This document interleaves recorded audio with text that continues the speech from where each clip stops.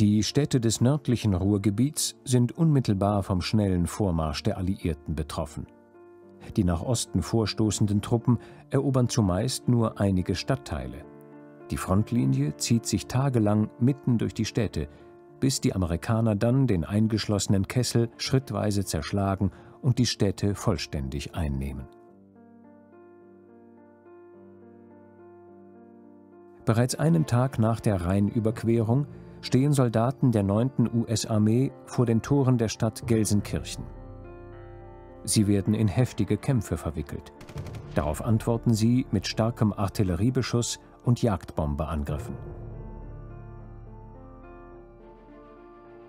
Am 31. März stoppen die US-Truppen ihren Vormarsch am Rhein-Herne-Kanal, der mitten durch die Stadt verläuft. Alle Brücken über den Kanal und die Emscher sind von den abziehenden deutschen Soldaten zum Teil wenige Stunden zuvor gesprengt worden. Erst eine Woche später, in der Nacht zum 6. April, setzen die US-Truppen ohne besondere Gegenwehr an mehreren Stellen über den Kanal.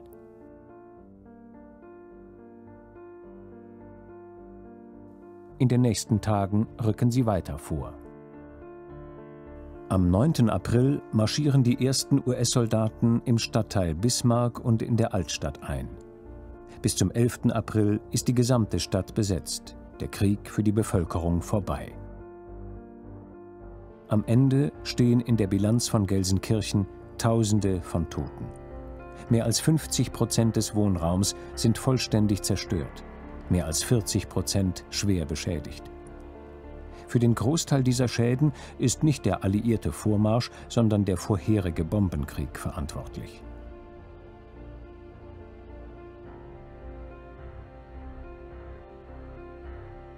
Auf dem Weg zur Einkesselung des Ruhrgebiets wird auch Hamm zunächst umgangen und nur am nördlichen Stadtrand von der Front berührt. Die Stadt ist durch den jahrelangen Bombenkrieg bereits stark zerstört, hat aber durch ihren großen Verschiebebahnhof weiterhin eine strategische Bedeutung für die deutschen Verteidiger.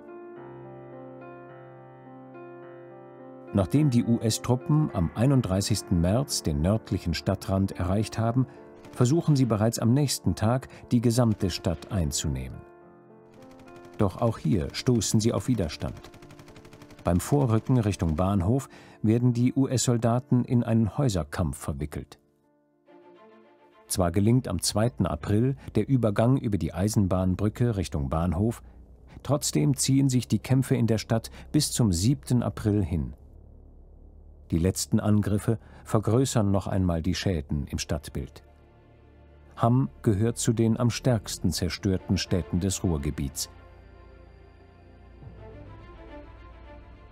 Die südlicher gelegenen Städte des westfälischen Ruhrgebiets werden in den nächsten Tagen eingenommen. Bochum am 10. April, Dortmund am 13. und Hagen am 15. April. Wenige Tage später sind auch die letzten Städte im Revier besetzt. Der Ruhrkessel ist zerschlagen.